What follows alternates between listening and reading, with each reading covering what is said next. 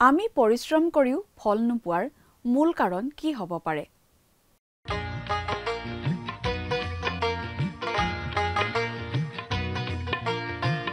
আজিৰে পবিত্ৰ ক্ষণতে উজলি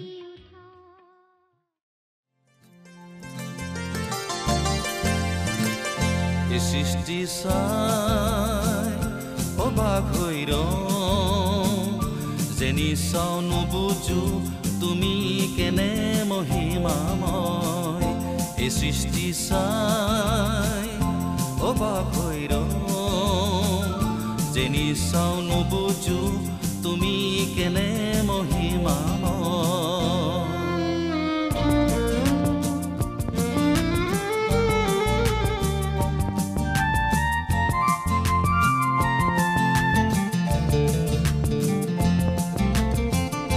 আকাশৰ বুকু তোমাৰ পৰাক্ৰম, পৃথিৱীত সৃষ্টিৰ কেনে অনুগ্ৰহ। বাক্যেৰে পৃথিৱী সজালা, নৈ পৰ্বত পিৰিখেৰে আঁকিলা। সুন্দৰ ভাৱনা মনোৰম ৰচনা, জানজুৰি যেনেকৈ বৈ গৈছে নদীলৈ, প্ৰশংসা নিগৰে হে প্ৰভু তোমালৈ। জানজুৰি যেনেকৈ বৈ গৈছে নদীলৈ, প্ৰশংসা নিগৰে হে প্ৰভু তোমালৈ। এই সৃষ্টি চাই অবাক হৈ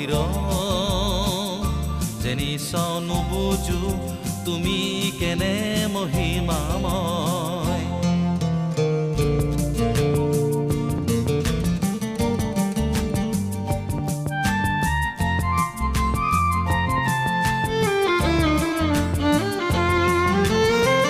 নিজ হাতে নিজ সদৃশেৰে মানুহক মাটিৰে গঢ়িলা। মানুহত সন্তোষ পাবলৈ প্ৰাণ আত্মা ফুৰে দান কৰিলা। মানুহক পাবলৈ স্বৰ্গকো এৰিলা। তোমাৰ হে কুচিয়া প্ৰেমৰ বলিদানত কৰোণা লভিছো পাপ মন পালতনত। তোমাৰ হে কুচিয়া প্ৰেমৰ বলিদান কৰোণা লভিছো পাপ মন পালতন। এই সৃষ্টি চাই অবাক হৈ নমস্কাৰ, আমাৰ ভক্তিবচন অনুষ্ঠানলৈ আপোনাক স্বাগতম জনাইছোঁ। খ্ৰীষ্টীয় বিশ্বাসী লোকসকলৰ বাবে বিশেষভাৱে প্ৰস্তুত কৰা এই ভক্তিবচন অনুষ্ঠানটো হৈছে বাইবেল অধ্যয়নৰ ধাৰাবাহিক অসমীয়া অনুষ্ঠান। মাজে মাজে পুৰণি নিয়মৰ পৰা আৰু মাজে মাজে নতুন নিয়মৰ পৰা একোখন পুস্তক অধ্যয়নৰ বাবে লৈ বাইবেলৰ গোটেই ৬৬খন পুস্তকৰে ইয়াত অধ্যয়ন কৰা হ'ব।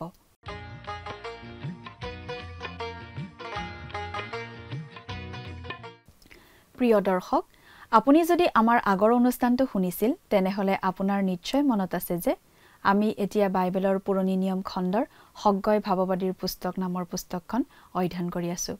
যোৱা অনুষ্ঠানত আমি এই সগয় ভাৱবাদীৰ পুস্তকখনৰ ১ নম্বৰ অধ্যায়ৰ ২ নম্বৰ পদৰ পৰা ৪ নম্বৰ পদলৈকে পঢ়ি তাৰ ভিত্তিত আগবঢ়োৱা আলোচনা শুনিবলৈ পালো।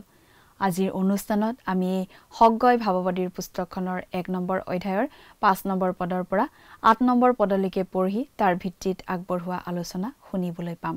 বহু সময়ত বহুতো খ্ৰীষ্টীয় বিশ্বাসীৰ যেতিয়া কথাবোৰ কঠিন হৈ পৰে, যথেষ্ট প্ৰত্যাহ্বানমূলক হৈ পৰে, তেতিয়া বহুতেই কামটো এৰি দি কয় যে সেইটো কামটো কৰাৰ বাবে প্ৰভুৰ সময় নহয়, প্ৰভুৱে হয়তো আন কিবা এটা কৰাহে বিচাৰিছে। প্ৰভুৰ ঘৰ অৰ্থাৎ জেৰুজালেমৰ মন্দিৰটো নিৰ্মাণ কৰাৰ সময় হোৱা নাই বুলি কোৱা সেই যিহুদী লোকসকলৰ সকলোৱে কিন্তু নিজৰ নিজৰ ঘৰবোৰ ঠিকেই সাজিছিল, অৰ্থাৎ নিজৰ নিজৰ ঘৰবোৰ সজাৰ সময় ঠিকেই হৈছিল বুলি ভাবিছিল। তেওঁলোকৰ ঘৰবোৰ অতি সুন্দৰকৈ আকৰ্ষণীয়কৈ তেওঁলোকে সাজি লৈছিল। অতি বিলাসীভাৱে ঘৰবোৰ নিৰ্মাণ কৰা হৈছিল আৰু 15 বছৰ ধৰি তেওঁলোকে নিজৰ বিশৃংখল ঘৰবোৰ নিৰ্মাণ কৰি থকাৰ সময়ত প্ৰভুৰ ঘৰটো কিন্তু ধ্বংস হৈ পৰি আছিল। প্ৰভুৰ কামৰ ক্ষেত্ৰত যেতিয়া কথাবোৰ কঠিন হৈ পৰে তেতিয়া বেছিভাগ মানুহেই তাত প্ৰভুৰ ইচ্ছা নাই বুলি এৰি দিয়ে, কিন্তু যেতিয়া নিজৰ স্বাৰ্থপৰ উদ্দেশ্যৰ বাবে কিবা এটা হয় তেতিয়া তেওঁলোকে সাধাৰণতে আগবাঢ়ি গৈ সেই কামটো কৰে। বেছিভাগ মানুহেই তেনেকুৱাই। আমি সেইটো সম্পন্ন কৰাৰ প্ৰচেষ্টা চলাওঁ যিটো সদায় আমাৰ সুবিধাজনক হ'ব। ঈশ্বৰে যিহুদী লোকসকলৰ দৃষ্টি আকৰ্ষণ কৰে এনেকুৱা এটা কথাৰ প্ৰতি যিটো অতি ব্যৱহাৰিক। এই কথাটো জীৱনৰ একেবাৰে সৰু সুৰা ব্যৱহাৰিক বিষয়বোৰলৈ সোমাই যায়। ঈশ্বৰে কৈছে, তোমালোকে নিজ নিজ আচৰণ ভাবি চোৱা। কথাখিনি আমি এনেদৰেই ক'ব পাৰোঁ, তোমালোকে তোমালোকৰ পথৰ ওপৰত তোমালোকৰ হৃদয়বোৰ ৰাখা। তোমালোকৰ লগত কি হৈ আছে চিন্তা কৰি চোৱা। তাৰ পাছত কথাবোৰ ঈশ্বৰে অলপ বিতংভাৱে তেওঁলোকক কোৱা আমি পঢ়িবলৈ পাওঁ। প্ৰিয় দৰ্শক, কথাবোৰ অধিক জানিবৰ বাবে আহকচোন এতিয়া আমি মূল আলোচনাটোৰ মাজলৈ আগুৱাই যাওঁ। আমাৰ মহান ত্ৰাণকৰ্তা প্ৰভু যীশুখ্ৰীষ্টৰ নামত নমস্কাৰ। প্ৰিয় শ্ৰোতা, ঈশ্বৰৰ গৃহ সাজিবলৈ হেলা কৰি থকা ইছৰাইলৰ লোকসকলক হগ্গয় ভাৱবাদীৰ যোগেদি ঈশ্বৰে বিশেষ সাৱধানবাণী শুনাইছিল। এতিয়া আমি পাম হগ্গয়ৰ যোগেদি ঈশ্বৰে মানুহবিলাকৰ দৃষ্টি আকৰ্ষণ কৰিছে এটা অতি ব্যৱহাৰিক বিষয়ৰ প্ৰতি। এইটো দৈনন্দিন জীৱনৰ সৈতে ওতঃপ্ৰোতভাৱে জড়িত বিষয়। বাইবেলৰ পৰা পাঠ কৰি দিম 1 নম্বৰ অধ্যায়ৰ 5 নম্বৰ পদ, হগ্গয় 1 নম্বৰ অধ্যায়ৰ 5 নম্বৰ পদ। যদিহে আপোনাৰ লগত বাইবেল আছে মন দি চাই যাব, আৰু যদিহে লগত বাইবেল নাই অনুগ্ৰহ কৰি মন দি শুনিব। পাঠ কৰি দিছোঁ হগ্গয় 1 নম্বৰ অধ্যায়ৰ 5 নম্বৰ পদ। এই হেতুকে এতিয়া বাহিনীবিলাকৰ জিহুৱাই এই কথা কৈছে, তোমালোকে নিজ নিজ আচৰণ ভাবি চোৱা। তোমালোকে নিজ নিজ আচৰণ ভাবি চোৱা। অৰ্থাৎ তোমালোকে কেনেধৰণে জীৱন কটাই আছা, কি পথেৰে চলি আছা, ভালদৰে মন কৰা। তোমালোকৰ কি ঘটিব ধৰিছে মন কৰা। এতিয়া তেওঁ অলপ বিশদভাৱে কথাবোৰ কৈছে। 6 আৰু 7 নম্বৰ পদ দুটা পঢ়ি দিম। তোমালোকে অধিক সিঁচি অলপ চপাইছা। তোমালোকে আহাৰ কৰিছা কিন্তু তৃপ্ত নোহোৱা। তোমালোকে পান কৰিছা কিন্তু হেঁপাহ নপলায়। তোমালোকে কাপোৰ পিন্ধিছা কিন্তু একো নোপোৱা। বেচৰ নিমিত্তে কাম কৰা মানুহে বিন্ধা থকা থৈলাত থ'বলৈহে বেচ পায়। বাহিনীবিলাকৰ জিহুৱাই এই কথা কৈছে, তোমালোকে নিজ নিজ আচৰণ ভাবি চোৱা। ঈশ্বৰে তেওঁলোকক দোষী সাব্যস্ত কৰিছে তেওঁলোকৰ জাগতিক বিষয়বস্তু আদিক লৈ, আৰু তেওঁলোকে সেই কথাটো বুজি পোৱা নাছিল বা তেওঁলোকে মন কৰা নাছিল। সেয়া ঈশ্বৰৰ সুধবিচাৰ বুলি তেওঁলোকে ভবাই নাছিল। ইব্ৰী পুস্তকত আমি এইদৰে পঢ়িবলৈ পাওঁ, তোমালোকে যি সহন কৰিছা সেয়ে তোমালোকৰ শাসনৰ অৰ্থে। ঈশ্বৰে পুত্ৰবিলাকৰ প্ৰতি যেনেকৈ তেনেকৈ তোমালোকৰ প্ৰতি ব্যৱহাৰ কৰিছে, কিয়নো পিতৃয়ে শাস্তি নিদিয়া এনে কোন পুত্ৰ আছে। ইব্ৰী 12 নম্বৰ অধ্যায়ৰ 7 নম্বৰ পদ। যেতিয়া ঈশ্বৰে আমাক কিবা শাস্তি দিয়ে তাৰ কিবা এটা কাৰণ থাকে। ঈশ্বৰৰ সন্তানে নিজৰ পথ পৰীক্ষা কৰি চোৱা উচিত। তেওঁ নিজৰ অন্তৰখন পৰীক্ষা কৰি চোৱা উচিত, যাতে ঈশ্বৰে কিয় তেওঁক কোনো কঠিন পৰিস্থিতিত পেলাইছে সেইটো তেওঁ বুজি পাব পাৰে। ঈশ্বৰে আমাৰ জীৱনৰ খহটা ঠাইবোৰ মসৃণ কৰিব বিচাৰে, আৰু সেইকাৰণেই তেওঁ আমাৰ জীৱনত চেণ্ড পেপাৰ বা চিৰিজ কাগজ চলায়। যদিও সেইটো কষ্টকৰ, কিন্তু সেইটো আমাৰ ভালৰ কাৰণেই তেওঁ কৰে। ইছৰাইল জাতিৰ লোকবিলাকৰ ক্ষেত্ৰত তেওঁলোকৰ শস্য নষ্ট হৈছিল, তেওঁলোকৰ মাজত আকাল হৈছিল, খাদ্য আৰু পোছাক কিনিবলৈ টকা পইচা নোহোৱা হৈছিল, তেওঁলোকৰ সাঁচতীয়া ধনো নাছিল। তেওঁলোকে কিন্তু এইবোৰ তেওঁলোকৰ অবাধ্যতাৰ ফলস্বৰূপে হৈছিল বুলি এবাৰো ভবা নাছিল। তেওঁলোকে নিজৰ ধাৰণাৰে গোটেই কথাবোৰ ব্যাখ্যা কৰিব ধৰিছিল। আজিৰ খ্ৰীষ্টীয় বিশ্বাসীয়ে কি কয়? আজিৰ খ্ৰীষ্টীয় বিশ্বাসীয়ে এনেদৰে কয়, মোৰ ভাগ্যই বেয়া। কিন্তু প্ৰিয় শ্ৰোতা, আপুনি যদিহে ঈশ্বৰৰ সন্তান হৈছে তেনেহ'লে আপোনাৰ ভাগ্য বুলি একো কথা নাই। আপোনাৰ জীৱনলৈ দুখ কষ্ট আহে এটা বিশেষ উদ্দেশ্যতহে। কিবা এটা বিশেষ উদ্দেশ্য নথকাকৈ ঈশ্বৰে আমাৰ জীৱনত কিবা এটা ঘটিবলৈ কেতিয়াও নিদিয়ে। আপোনাৰ হৃদয় আৰু জীৱনত ঈশ্বৰে কিবা এটা অতি মূল্যৱান বস্তু গঢ় দিব বিচাৰিছে। সেইকাৰণেই ঈশ্বৰে কৈছে, তোমালোকৰ নিজ নিজ আচৰণ ভাবি চোৱা। মানুহে নিজৰ পথটো সদায় শুদ্ধ বুলিয়েই ভাবি থাকে। হিতোপদেশ পুস্তকত এই বুলি কোৱা হৈছে, কোনো কোনো পথ মানুহৰ দৃষ্টিত সৰল বোধ হয়, কিন্তু শেষত সেয়ে মৃত্যুৰ পথ। হিতোপদেশ 14 নম্বৰ অধ্যায়ৰ 12 নম্বৰ পদ। আকৌ যিচয়া 53 নম্বৰ অধ্যায়ৰ 6 নম্বৰ পদত আমি এই বুলি পঢ়িবলৈ পাওঁ, আমি সকলোৱে ভেড়াৰ নিচিনাকৈ অপথে গৈছিলোঁ, প্ৰতিজনে নিজ নিজ বাট লৈছিলোঁ, আৰু জিহুৱাই আমাৰ সকলোৰে অপৰাধৰ ভাৰ তেওঁৰ ওপৰত দিলে। অৰ্থাৎ মানৱ জাতিৰ সমস্যাটো এইয়ে যে আমি সকলোৱে নিজৰ বাটেৰেহে যাব বিচাৰোঁ। গীত ৰচকে এই বুলি কৈছে, গীতমালা 1 নম্বৰ গীতৰ 6 নম্বৰ পদত, কাৰণ জিহুৱাই ধাৰ্মিকবিলাকৰ পথ জানে, কিন্তু দুষ্টবোৰৰ পথৰ অন্ত সৰ্বনাশ। প্ৰিয় শ্ৰোতা, মানুহৰ পথ ঈশ্বৰৰ পথৰ পৰা যে কিমান বিপৰীত, সেই কথাটো ঈশ্বৰৰ বাক্যই কেনেদৰে বহলাই দেখুৱাইছে মন কৰকচোন। বাইবেলৰ পৰা আমি কেইটামান পদ পঢ়িম। যিচয়া 55 নম্বৰ অধ্যায়ৰ 7 নম্বৰ পদটো পঢ়িম, শুনিবচোন। দুষ্ট লোকে তেওঁৰ পথ আৰু অধৰ্মী লোকে তেওঁৰ কল্পনা ত্যাগ কৰক, আৰু জিহুৱালৈ উলটি আহক, তাতে তেওঁ তাক কৃপা কৰিব, আৰু সি আমাৰ ঈশ্বৰলৈ ঘূৰি আহক, কিয়নো তেওঁ প্ৰচুৰ পৰিমাণে ক্ষমা কৰিব। আকৌ হিতোপদেশ 13 নম্বৰ অধ্যায়ৰ 15 নম্বৰ পদত এই বুলি লিখিছে, সুবুদ্ধিয়ে অনুগ্ৰহ প্ৰদান কৰে, কিন্তু বিশ্বাসঘাতকবোৰৰ পথ দুৰ্গম। সঁচাকৈয়ে দুষ্টবিলাকৰ পথ অতি দুৰ্গম, অতি খহটা। আকৌ যিচয়া পুস্তকত ঈশ্বৰে এইদৰে কৈছে, কিয়নো পৃথিৱীতকৈ আকাশমণ্ডল যিমান ওখ, তোমালোকৰ সকলো পথতকৈ মোৰ পথ, আৰু তোমালোকৰ সকলো কল্পনাতকৈ মোৰ কল্পনা সিমান ওখ। যিচয়া 55 নম্বৰ অধ্যায়ৰ 9 নম্বৰ পদ। আকৌ জিৰিমিয়া 10 নম্বৰ অধ্যায়ৰ 23 নম্বৰ পদত আমি এই বুলি পঢ়িবলৈ পাওঁ, হে জিহুৱা, মই জানো যে মানুহৰ গতি নিজ অধিকাৰত নাথাকে, নিজ খোজ স্থিৰ কৰিবলৈ খোজ চলাওঁতাজনৰ শক্তি নাই। তাৰ পাছত জিৰিমিয়া 6 নম্বৰ অধ্যায়ৰ 16 নম্বৰ পদটো পঢ়িছোঁ, শুনিবচোন। জিহুৱাই এই কথা কৈছে যে তোমালোকে চাৰিআলিৰ মূৰত থিয় হৈ চোৱা, আৰু প্ৰাচীন পথবোৰৰ বিষয়ে সোধা, উত্তম পথ কোনটো, আৰু তাত চলা, তাতে তোমালোকৰ প্ৰাণত বিশ্ৰাম পাবা। কিন্তু তেওঁবিলাকে ক'লে, আমি তাত নচলোঁ। এৰা প্ৰিয় শ্ৰোতা, মানুহ আচলতে ঈশ্বৰৰ বিদ্ৰোহী, ঈশ্বৰৰ পথত চলিব নোখোজে। জিৰিমিয়া 10 নম্বৰ অধ্যায়ৰ 2 নম্বৰ পদত ঈশ্বৰে এই বুলি জনাই দিছে, জিহুৱাই এইদৰে কৈছে, তোমালোকে জাতিবোৰৰ ব্যৱহাৰ নিশিকিবা, আৰু আকাশমণ্ডলৰ নানা অদ্ভুত লক্ষণ দেখি ব্যাকুল নহবা, কাৰণ জাতিবোৰেহে সেইবোৰ দেখি ব্যাকুল হয়। আকৌ ঈশ্বৰে এই বুলিও কৈছে, আৰু তোমালোকে সোঁফাল কি বাওঁফালে ঘূৰিবৰ সময়ত তোমালোকৰ কাণে পাছৰ পৰা এই বাক্য শুনিবলৈ পাব, এইয়ে পথ, এইয়ে দি চলা।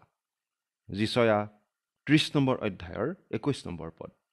প্ৰভু যীশুৱে এই বুলি কৈছিল, মই তোমালোকক অতি স্বৰূপকৈ কওঁ, যিজন দুৱাৰেদি নোসোমাই আন কোনোফালে উঠি মেৰৰ গঁড়াললৈ সোমায়, সি চোৰ আৰু ডকাইত, কিন্তু যিজন দুৱাৰেদি সোমায় তেওঁ মেৰৰ ৰখীয়া। যোহন 10 নম্বৰ অধ্যায়ৰ 1 আৰু 2 নম্বৰ পদ। তাৰ পাছত তেওঁ এই বুলি কৈছে, যোহন 10 নম্বৰ অধ্যায়ৰ 9 নম্বৰ পদত, ময়েই দুৱাৰ, মোৰ যোগেদি যিকোনো সোমাই তেওঁ ৰক্ষা পাব, আৰু ভিতৰলৈ বাহিৰলৈ অহা যোৱা কৰিব, আৰু চৰণি পাব। প্ৰিয় শ্ৰোতা, এইটো বিশেষভাৱে গুৰুত্বপূৰ্ণ প্ৰয়োজনীয় কথা নহয়নে বাৰু?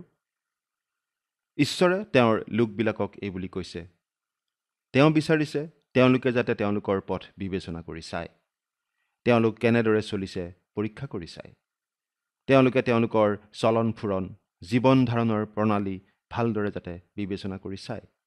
তেওঁ সুধিছে, তোমালোকলৈ কি ঘটি আছে তোমালোকে দেখা নাইনে? প্ৰিয় শ্ৰোতা, এতিয়া আমি আপোনাক সুধিব খুজিছোঁ, আপুনি বাৰু আজি কোন পথে গৈ আছে? আপোনাৰ পথ বাৰু কেনেকুৱা? সেই পথে আপোনাক বাৰু কলৈ নি আছে? আজি মাদক দ্ৰব্য সেৱন কৰা সকলক আমি সুধিব খুজিছোঁ, সেইবোৰে আপোনাক কলৈ নি আছে? এই পথটো বহল পথ আৰু আপুনি যি মন যায় কৰিব পাৰে, কিন্তু বহল পথটো আচলতে এটা চুপিৰ নিচিনা, ক্ৰমে সৰু হৈ যায় আৰু অৱশেষত মাত্ৰ এটা সৰু সুৰুঙা থাকে, আৰু সেই সুৰুঙাটোৱে কেৱল ধ্বংসলৈহে লৈ যায়। কিন্তু ঈশ্বৰে কৈছে, যি বাটে জীৱনলৈ নিয়ে সেই বাটটো ঠেক। খ্ৰীষ্টই সেই বাট, তেওঁৱেই পিতৃলৈ যোৱা একমাত্ৰ পথ, এইবুলি বাইবেলে স্পষ্ট ৰূপত কৈছে। যেতিয়া আপুনি সেই ঠেক বাটেৰে সোমায়, সেই বাট ক্ৰমে ক্ৰমে বহল হৈ যায় আৰু সেই বাটে আপুনি সহজে চলাফিৰা কৰিব পাৰে আৰু প্ৰকৃত শান্তিৰ আহাৰ আপুনি পাব পাৰে। আপুনি লাভ কৰিব জীৱন, উপচি পৰা জীৱন। প্ৰিয় শ্ৰোতা, আপোনাৰ পথটো পৰীক্ষা কৰি চোৱাৰ এইটোৱেই সময়। আপোনাৰ পথ বিবেচনা কৰি চাওক। আপুনি আজি কলৈ গৈ আছে? আপোনাৰ বৈবাহিক জীৱন কেনে চলি আছে? যদিহে আপুনি কলেজীয়া ছাত্ৰ, আপোনাৰ জীৱনৰ লক্ষ্যনো কি? যদি আপুনি এগৰাকী যুৱতী, আপুনি পচন্দ কৰা যুৱকজননো কোন? কেনেকুৱা? তেওঁ আপোনাক কোন পথে নি আছে? আপোনাৰ ভৱিষ্যতে কি ঘটিব? আপোনাৰ পথ বিবেচনা কৰিনো নাচায় কিয়? সকলো ধৰণৰ মানুহৰ পৰা আমি চিঠি পত্ৰ পাওঁ। বহুতো লোক সঠিক পথত গৈ আছে। বহুতে খোলাখুলিকৈ কয় যে তেওঁলোকৰ পথ ভুল। তেওঁলোকে নানা ধৰণৰ অশান্তিত ভুগি আছে বুলিও জনায়। ঈশ্বৰে কৈছে, তোমাৰ পথ বিবেচনা কৰা। প্ৰিয় শ্ৰোতা, এতিয়া আমি পঢ়িবলৈ পাম ঈশ্বৰে মন্দিৰ নিৰ্মাণ কৰিবলৈ আদেশ দিয়াৰ কথা। এতিয়া ঈশ্বৰে ইছৰাইলীয়া লোকসকলক তেওঁলোকৰ সমস্যাৰ সমাধান জনাব। এইটো ইমান সহজ, ইমান পৰিষ্কাৰ যে আপুনি হয়তো ভাবিব পাৰে, এই কথাটো ইমান জোৰ দি কোৱাৰ কি প্ৰয়োজন আছে? ঈশ্বৰে তেওঁলোকক জেৰুজালেমত মন্দিৰটো নিৰ্মাণ কৰিবলৈ এটা আদেশ দিছে। তেওঁলোকে কৰিব লগা 3টা কথা ঈশ্বৰে জনাই দিছে। আমি দেখিবলৈ পাইছোঁ যে ইছৰাইলীয়া লোকবিলাকৰ মনৰ আকাংক্ষাবোৰ খেলিমেলি হৈ আছিল। তেওঁলোকে ঈশ্বৰৰ গৃহতকৈ নিজৰ গৃহ নিৰ্মাণ কৰা কাৰ্যটোক আগস্থান দি আছিল। তেওঁলোকে ঈশ্বৰৰ কাৰ্যতকৈ নিজৰ ব্যক্তিগত স্বাৰ্থক অগ্ৰাধিকাৰ দিছিল। পৰ্বতত দিয়া উপদেশত প্ৰভু যীশুৱে কৈছিল যে আমি প্ৰথমতে ঈশ্বৰৰ ৰাজ্য আৰু তেওঁৰ ধাৰ্মিকতা বিচাৰিব লাগে। মঠি 6 নম্বৰ অধ্যায়ৰ 33 নম্বৰ পদ। আৰু সেই ধাৰ্মিকতা আছে খ্ৰীষ্টত। যেতিয়া আপুনি খ্ৰীষ্টক আপোনাৰ ত্ৰাণকৰ্তা আৰু প্ৰভু বুলি গ্ৰহণ কৰে, আপুনি সকলো লাভ কৰে। আপুনি বিচাৰি থকা সকলোখিনি তেওঁতেই পায়। ধন সম্পত্তিও আত্মিক হ'ব পাৰে যদিহে আপুনি উচিতভাৱে ব্যৱহাৰ কৰে। আপোনাৰ ঘৰ পৰিয়াল আত্মিক হ'ব পাৰে যদিহে তাত ঈশ্বৰক সন্মান দিয়া হয়। ঘৰখন এনে ঠাই হ'ব পাৰে য'ত প্ৰভুৰ সাক্ষ্য দিয়া হ'ব পাৰে, য'ত বন্ধু বান্ধৱ আহি মানসিকভাৱে সতেজ হ'ব পাৰে, নাইবা য'ত বাইবেল ক্লাছ চলিব পাৰে। ঘৰখন আপোনাৰ গীৰ্জাঘৰৰ নিচিনা পবিত্ৰ ঠাই হ'ব পাৰে। আজি মানুহে বিচাৰি ফুৰা বিষয়বস্তুবিলাক ভুল নহ'বও পাৰে, কিন্তু যদিহে সেইবোৰক আমি জীৱনত প্ৰথম স্থান দি থাকোঁ আৰু আমাৰ স্বাৰ্থ পূৰণ কৰিবৰ কাৰণেহে মাত্ৰ ব্যৱহাৰ কৰোঁ, তেতিয়াহে সেইবোৰ ভুল। মুঠতে আমি জীৱনত ঈশ্বৰক প্ৰথম স্থান দিবলৈ শিকিব লাগিব। এতিয়া ঈশ্বৰে হগ্গয়ৰ দিনৰ সেই ইছৰাইলীয়া মানুহবোৰক ক'ব তেওঁলোকে কি কৰা উচিত। পাঠ কৰি দিম 8 নম্বৰ পদ। হগ্গয় 1 নম্বৰ অধ্যায়ৰ 8 নম্বৰ পদ। ইয়াত এনেদৰে লিখা আছে, শুনিবচোন। পৰ্বতলৈ উঠি গৈ কাঠ আনি গৃহটি সাজা, আৰু জিহুৱাই কৈছে, মই তাত সন্তুষ্ট হ'ম আৰু গৌৰৱান্বিত হ'ম। ইমান সহজ সমাধান নহয়নে বাৰু? তেওঁলোকে কৰিব লগা মাত্ৰ কাম এইটোৱেই।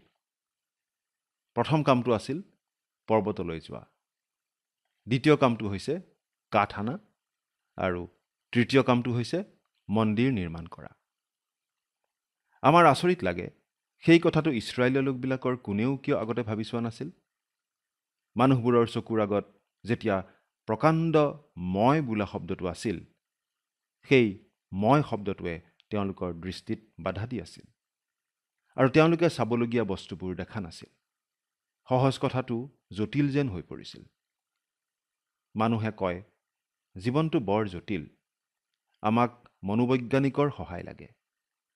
কিন্তু যদি আমি ঈশ্বৰক আমাৰ জীৱনত উচিত স্থানত ৰাখোঁ, তেওঁ কথাবোৰ সৰল কৰি দিয়ে, সহজ কৰি দিয়ে। কিন্তু প্ৰথমতে বাটৰ পৰা মই বোলা শব্দটো আঁতৰাব লাগিব। পৰ্বতলৈ উঠি গৈ কাঠ আনি। আজি কিন্তু সেই ইছৰাইল দেশত একেবাৰে গছ গছনি নাই বুলি ক'ব পাৰি।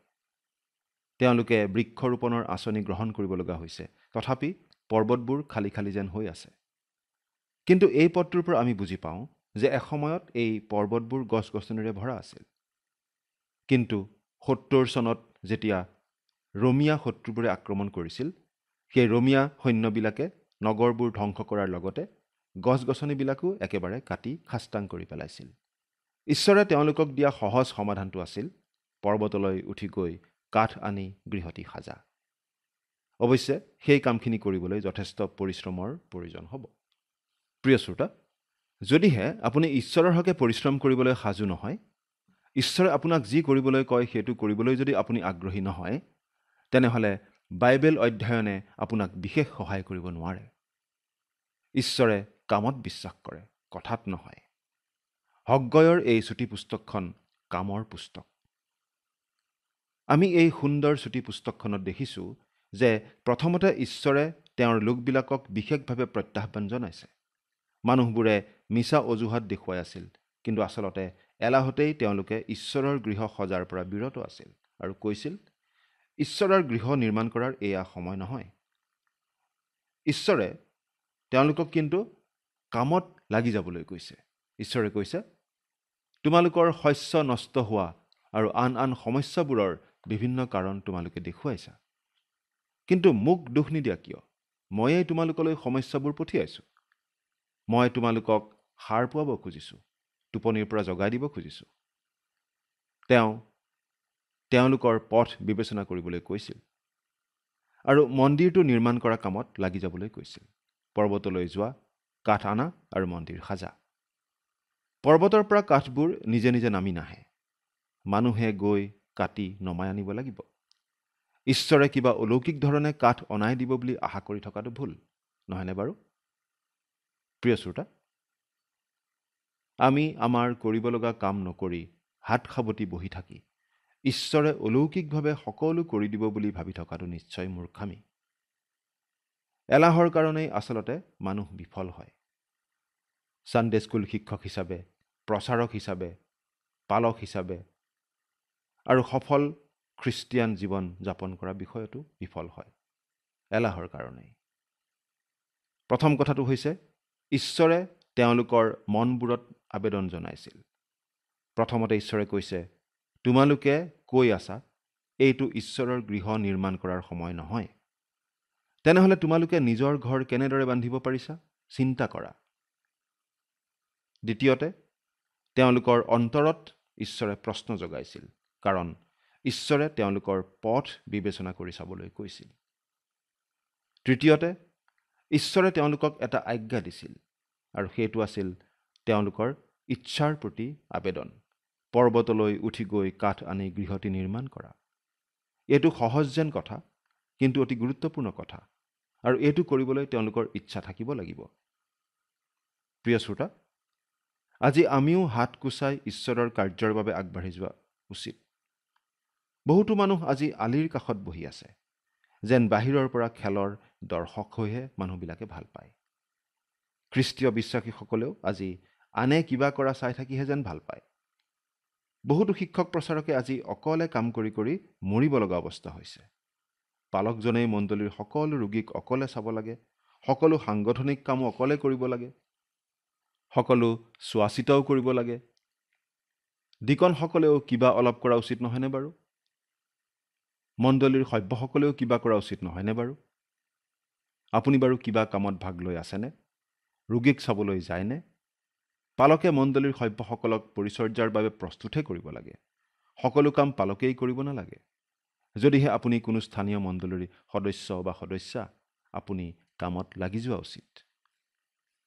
হগ্গয় ভাৱবাদীৰ বাৰ্তাটো এয়েই, কামত লাগি যোৱা, হাতে কামে লাগি যোৱা।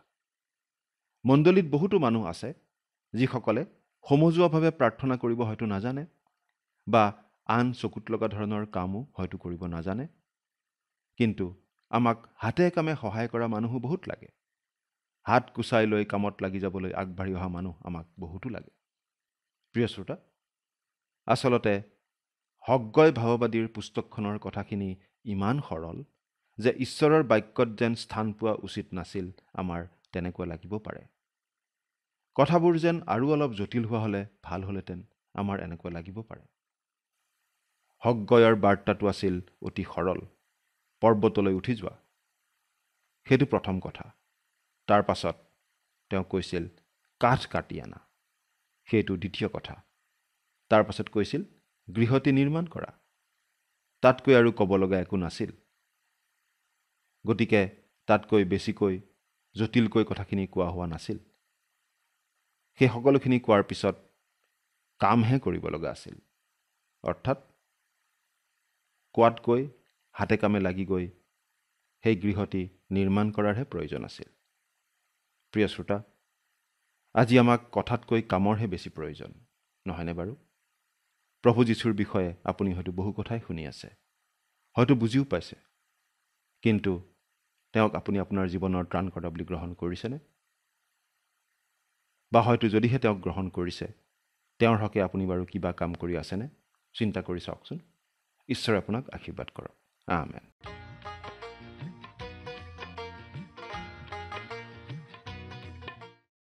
ঈশ্বৰে তেওঁলোকৰ জাগতিক বস্তুৰ ক্ষেত্ৰত বিচাৰ কৰি আছিল, দণ্ড দি আছিল, কিন্তু তেওঁলোকে সেয়া তেওঁৰ বিচাৰ বুলি বুজিয়ে পোৱা নাছিল। তেওঁলোকে অধিক সিঁচি অলপ চপাইছিল, আহাৰ কৰিও তৃপ্ত হোৱা নাছিল, পান কৰিও তেওঁলোকৰ হেঁপাহ পলোৱা নাছিল, কাপোৰ পিন্ধিছিল যদিও পোৱা নাছিল। সেয়া আচলতে ঈশ্বৰে তেওঁলোকলৈ পঠোৱা দণ্ড আছিল। তেওঁলোকে ঈশ্বৰৰ গৃহটো নিৰ্মাণ কৰাৰ ক্ষেত্ৰত কৰি থকা অৱহেলাৰ বাবে। কিন্তু তেওঁলোকে বুজি পোৱা নাছিল। সেয়েহে ঈশ্বৰে তেওঁলোকক কথাবোৰ ভাবি চাবলৈ, বিবেচনা কৰি চাবলৈ কৈছে।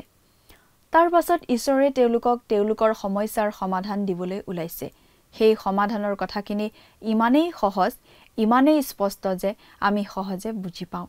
ঈশ্বৰে তেওঁলোকক মন্দিৰটো নিৰ্মাণ কৰিবলৈ আজ্ঞা দিয়ে আৰু তেওঁলোকক 3টা কাম কৈছে, যিবোৰ তেওঁলোকে কৰিব লাগে। প্ৰিয় দৰ্শক, আজিলৈ আমাৰ অনুষ্ঠানটো ইমানতে সামৰণি মাৰিব খুজিছোঁ। পৰৱৰ্তী অনুষ্ঠানত আপোনালোকক পুনৰ লগ পোৱাৰ আশা ৰাখিছোঁ। সামৰণি মৰাৰ আগতে আহকচোন আমি খন্তেক প্ৰাৰ্থনাত মূৰ দুৱাওঁ। স্বৰ্গত থকা অতি মৰমীয়াল দয়ালু পিতৃ ঈশ্বৰ, প্ৰভু তোমাক ধন্যবাদ দিছোঁ তোমাৰ পবিত্ৰ বাক্য অধ্যয়নৰ বাবে। দয়ালু মৰমীয়াল পিতৃ ঈশ্বৰ, বিশেষকৈ সময়তে প্ৰাৰ্থনা কৰিছোঁ তোমাৰ চৰণত প্ৰতিজন দৰ্শকসকলৰ বাবে। প্ৰভু, তেওঁলোকৰ জীৱনত তুমি আশীৰ্বাদ কৰিবা। আৰু প্ৰভু, যদি কোনোবাই হয়তো প্ৰভু তেওঁলোকে কিবা কামত নিয়োগ হৈ আছে, সেই কামসমূহ প্ৰভু সত্য আৰু নিষ্ঠাৰে প্ৰভু কৰি যোৱাত তুমি তেওঁলোকক সহায় কৰিবা আৰু তেওঁলোকৰ সকলো প্ৰয়োজন প্ৰভু তুমি পূৰণ কৰিবা। এই সকলো যাচনা মহান ত্ৰাণকৰ্তা প্ৰভু যীশুখ্ৰীষ্টৰ নামত অৰ্পণ কৰিছোঁ। আমেন। প্ৰিয় দৰ্শক, যোৱা অনুষ্ঠানৰ প্ৰশ্নটোৰ শুদ্ধ উত্তৰটো হৈছে অপশ্যন বি, উৰ। হগ্গয় 1:8 ভাৱবাদীয়ে ইছৰাইল জাতিক কেইটা কাম কৰিবলৈ নিৰ্দেশ দিছে? অপশ্যন এ 2টা, অপশ্যন বি 4টা, অপশ্যন চি এটাও নহয়, অপশ্যন ডি 3টা।